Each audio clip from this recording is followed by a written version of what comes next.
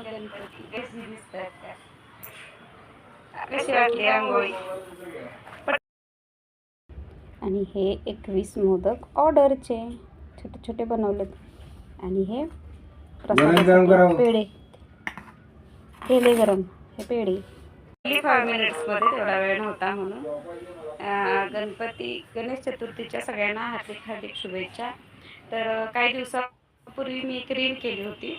तर त्या रीलमध्ये आज गणेश भक्तांना काय संदेश येणार होता, तर त्या सगळ्यांसाठी एक छानसा संदेश आहे.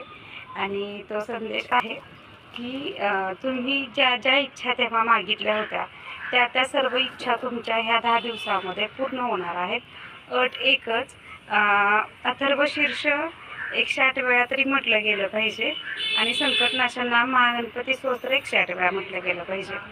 तर ज्यांनी ज्यांनी ती रील पाहिली होती तर त्यांच्यासाठी हा एक गणपती बाप्पांचा मेसेज आहे.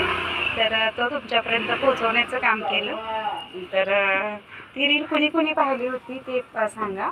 गणपती बाप्पा मोरया. म्हणजे माझी